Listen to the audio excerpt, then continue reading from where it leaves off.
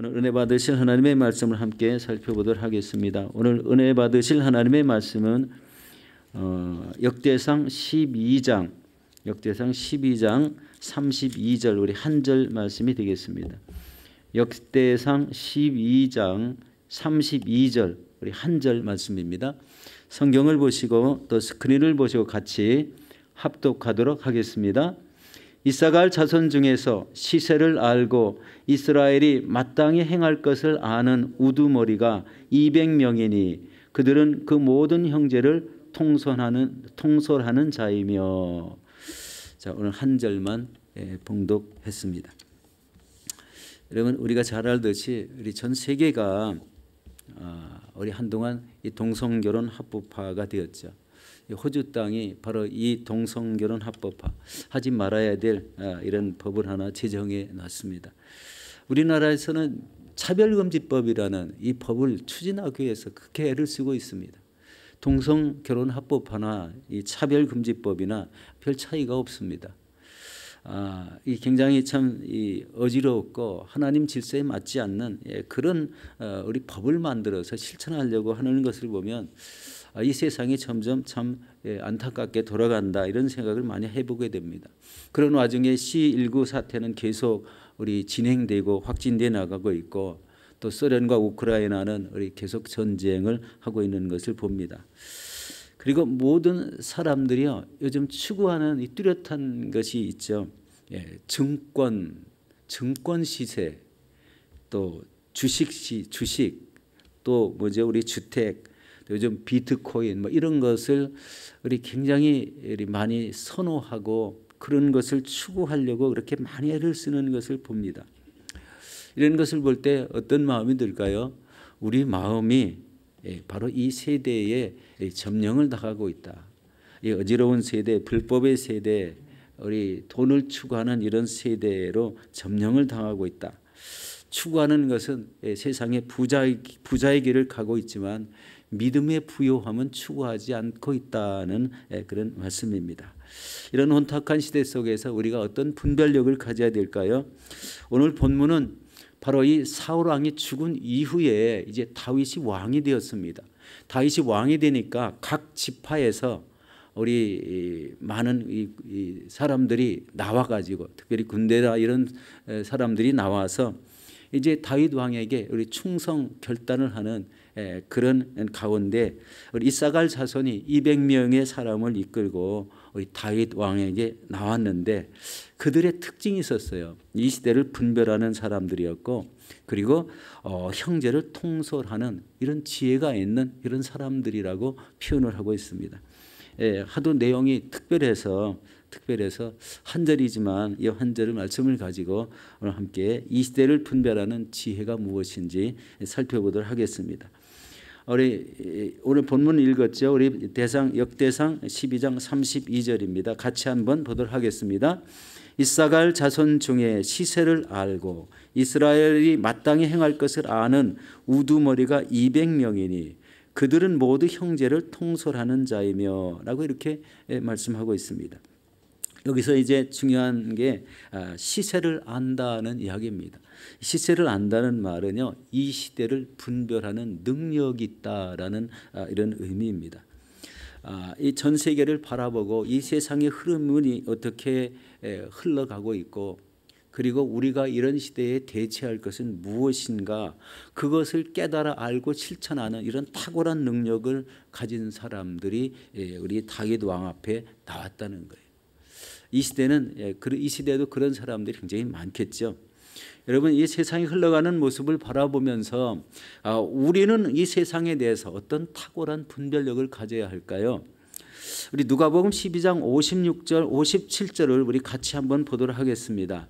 외식하는 자여 너희가 천지의 기상은 분간할 줄 알면서 어찌 이 시대는 분간하지 못하느냐 또 어찌하여 옳은 것을 스스로 판단하지 아니하느냐라는 말씀입니다. 여기서 두 가지 분간 못하는 책망이 나오고 있습니다. 인간이 두 가지를 분간 못한다는 것. 천지의 기상은 분간할 줄 알면서 어찌 이 시대는 분간하지 못하는가라는 겁니다. 이 사람마다 살아가는 그 시대가 이 시대입니다. 우리가 지나가면 다음 세대가 이 시대가 되겠죠. 그리고 또 한 가지는 어찌하여 옳은 것을 스스로 판단하지 아니하느냐. 왜 옳은 것은 알지 못하고 지나가느냐. 그런 의미가 되겠죠. 저는 신앙생활을 하면서 이 5월 16일 날에 제가 시드니에 도착하면서 첫날 이 성전에 나온 적이 있습니다. 지금으로부터 만 35년 제 신앙생활이 되었더라고요. 믿음의 횟수가 굉장히 꽤 되었다고 생각이 되었는데 제 믿음의 삶을 돌아보니까요. 결실이 많지 않다는 것을 느꼈습니다. 열심히 한다고 일을 해도 실속이 없는 또 이런 것들을 또 별로 이렇게 나타낼 두각이 나타나지 않는 이런 신앙생활을 했구나 하는 이런 것을 한번 알게 됐습니다. 또한 이 시대를 분간하지 못했다는 것을 알게 됐어요. 저는 영어를 공부하라, 컴퓨터를 배우라 하는 이런 내적 음성을 듣고도 그때 당시에 그것을 실천을 제대로 못했습니다. 왜 그러냐면 건축 현장에 나가서 한참 일을 할 때인데 집에 들어오면 이제 몸이 녹초가 되니까 책을 붙잡고 보이지를 잘 안 했어요. 더군다나 컴퓨터를 배우는 것도 마찬가지 동일했습니다. 피곤을 이기지 못해서 항상 그런 하나님이 배우라고 이렇게 명령을 했어도 잘 못했던 그런 기억이 나서 그때 차라리 좀 일을 줄이고서라도 좀 배울 걸 하는 이런 생각을 해봤습니다. 그런 것이 이 지금 시대에 와서 많은 이런 도움이 됐으면 됐지 우리 나쁘지는 않았다 이런 생각을 할 때 그때의 그 모든 생활이 어렵더라도 하나님이 하라고 하시는 것은 해야 되지 않나 이런 생각을 다시 한번 깨닫게 되었습니다.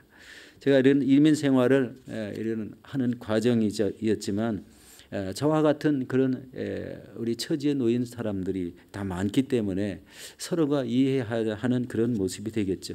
그러나 개인적으로는 그것이 우리 큰 이득을 내지는 못했다. 이득을 주지 않고 오히려 역으로 어려움을 임하는 그런 계기가 되었다는 이런 생각을 해봤습니다. 저는 이 말씀을 정리하면서 이 홍수 심판 전에 이 노아 할아버지는 그 시대를 어떻게 분별했을까 이런 생각을 해봤습니다. 여러분 노아 우리 시대는요 강포가 심했다고 되어 있습니다. 거의 장대같이 거인인 사람들이 대부분이었고 약자는 그런 사람들에게 억압이 되어서 삶이 다 짓눌리는 삶 그리고 노예같이 일을 하는 그런 사람들이 되었고 그 시대가 타락을 했는데요. 하나님이 온 세상을 홍수로 쓸어버리겠다는 이런 마음을 먹으시기까지 그 시대가 타락했었다는 거예요. 그러니까 바로 이 홍수 심판이 우리 계획되어 있었다. 인간이 사는 이 모습을 보고 하나님은 이 세상을 쓸어버리겠다는 이런 계획을 하시게 된 이런 계기가 되었는데 오직 노아만 그때 당시에 의인이었고 그 다음에 당대의 완전한 자였고 그리고 세속에 물들지 않고 하나님과 동행하는 자였다고 이렇게 표현하고 있습니다. 특이하죠. 모든 사람은 다 죄를 짓고 억압을 하고 뭐 엄청난 이런 악을 행하는 이런 사회 속에 오직 한 가정만 노아만 당대의 완전한 자였다. 이렇게 표현하고 있습니다.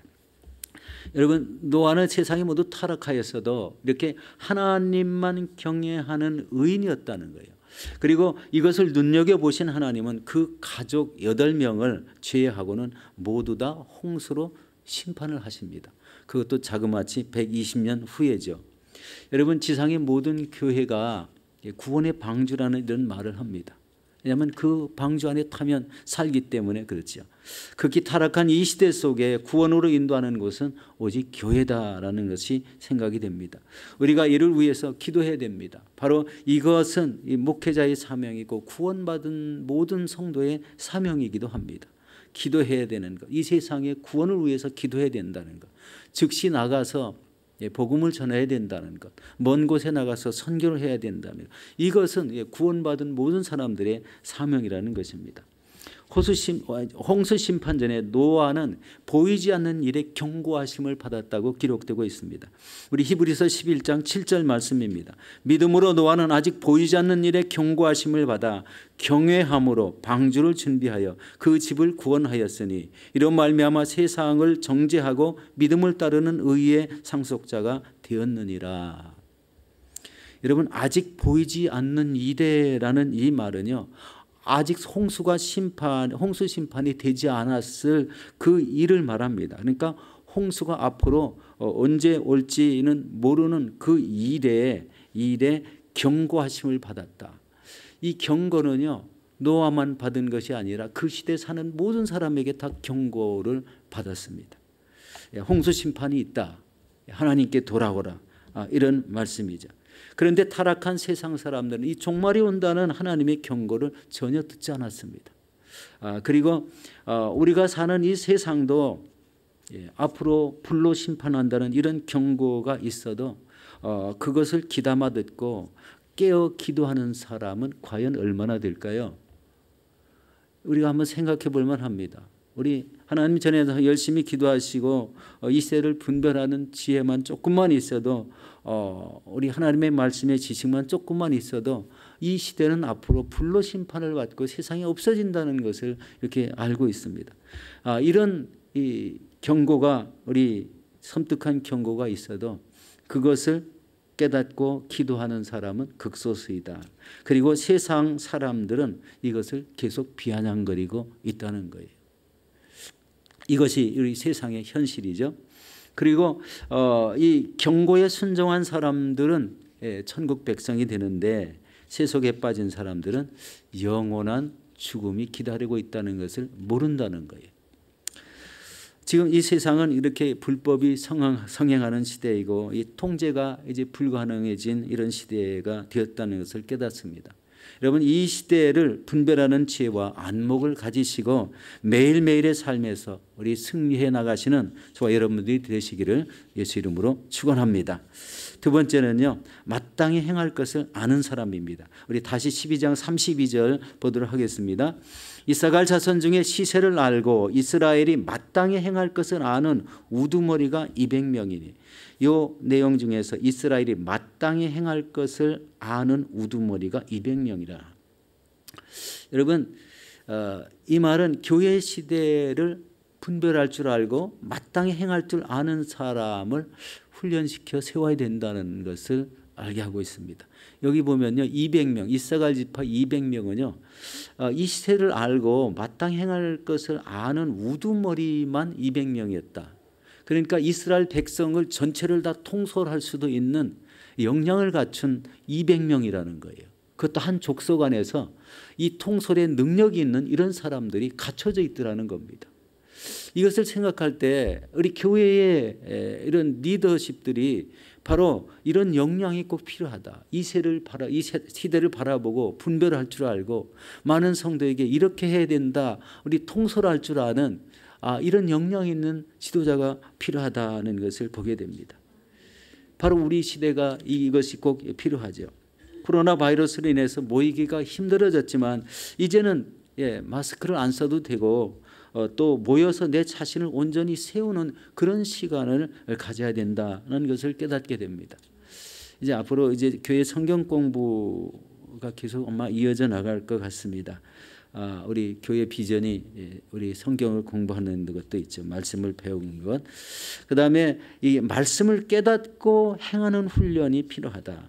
성경 공부를 하며 하나님의 말씀을 깨닫고 그것을 행하는 훈련이 꼭 필요하다.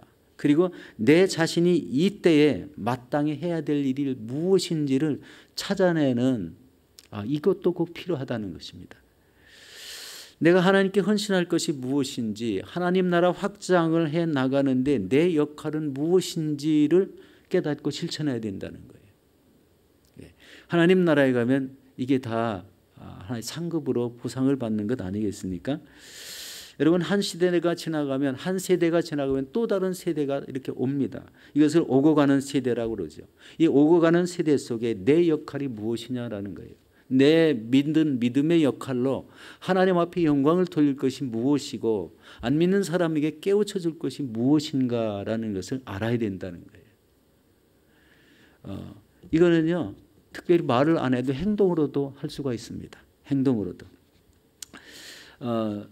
이 지난주 목요일 날 우리 선물 양로원에 다녀왔어요. 아주 작은 우리 선행인데요. 이 양로원에 갈 때 이 권사님이 어떤 권사님이 우리 머리 털실로 머리 그 모자 털모자를 떴습니다. 손으로 떴는데 이 자그마치 이제 10개를 떴어요. 10개를 받아 가지고 갔고 그다음에 수면 바지를 준비해 준 권사님이 계셨어요. 그리고 떡을 2박스나 좀 맞춰 가지고 이렇게 저희에게 건네준 이런 권사님이 계셨습니다. 그런데요, 양로원에 이제 가자마자 이 떡을부터 죄송합니다. 떡부터 이렇게 막 돌리더라고요. 그러니까 양로원에 계신 모든 그 어르신들이 다 기뻐하시는 거예요. 아주 힘든고 지치고 하루가 지루하게 느껴지는 이 양로원에 계신 권사님들이요 굉장히 이렇게 활기를 찾는 이런 모습을 봤습니다. 마음이 기뻐서 어찌할 줄을 모르는 그런 그 어린아이 같은 어르신들 그런 모습이었어요. 추운 겨울을 지나야 하는데 여러분 얼마나 큰 도움이 됐을까. 털실로 모자를 떠서 건네주신 권사님은요 친정 어머니께서 거기 썸머힐 양로원에서 계시다가 이 천국을 가신 그 기억이 있기 때문에 그 8개의 털실로 모자를 떴다는 거예요. 참 은혜가 있죠. 우리 천국 가신 그 친정 어머니를 생각하시면서 8개의 털실 모자를 떴다. 그리고 양로원에서 그때 지내셨던 그 생각, 찾아다니며 면회했던 그 생각을 담고 사랑을 담아서 뜨신 모자였습니다. 또 떡 2박스를 맞춰주시고 수면 바지를 사서 건네주신 권사님은 어르신들을 잘 섬기시고 사랑하는 마음이 얼마나 넘치는 이런 모습인지 아주 우리가 칭찬을 받았어요. 우리 교회가 우리 시드니 순복음교회는 뭐가 다르다. 올 때마다 뭐 이렇게 가지고 와서 이렇게 은혜를 주느냐 뭐 그런 말을 했습니다. 그래서 어느 권사님 이렇게 털실 모자 씌워드리고 우리 수면 바지 건네드리고 기도해드렸더니 또 그 장면을 그 양로원 그 직원이 찍어서 저한테 다시 또 보내주고 이렇게 해서 사진도 한 장 간직해 왔습니다. 여러분 이게 작은 일 같죠? 이거 하나 때문에 양로원이요 굉장히 밝아졌어요. 양로원에 은혜가 있고 그냥 뭐를 기대하는 이런 모습도 생기고 하나님 믿는 사람들이 바로 저런 사람들이다라는 그 하나님의 사랑을 우리 어르신들에게 심어주지 않았는가. 이것도 우리 맡은 자들 하나님을 믿는 자들이 우리 얼마나 큰 일을 행한 것인가 이런 생각을 해봤습니다. 이 작은 것이지만 하나님을 믿는 사람들이 행한 그 모든 것이 기쁨이 되었다는 것. 여러분들도 한번 실천해 보시기 바랍니다. 세상 사람들에게 전도지 하나 나눠주는 것, 그것이 그 사람이 예수를 믿고 구원받았다면 그 사람의 영혼은 평생 동안 우리 기쁨으로 넘칠 것입니다. 바로 이런 모습 때문에 우리 하나님의 뜻을 행하는 이런 일을 꼭 해야 된다고 생각합니다. 우리 로마서 12장 2절에 이렇게 말씀합니다. 너희는 이 세대를 본받지 말고 오직 마음을 새롭게 함으로 변화를 받아 하나님의 선하시고 기뻐하시고 온전한 뜻이 무엇인지 분별하도록 하라. 우리 사랑하는 성도 여러분, 이 시대를 분별하시며 내가 마땅히 행할 것이 무엇인지를 깨달으시고 또 하나님 앞에 영광을 돌리시는 저와 여러분들이 되시기를 예수 이름으로 축원합니다.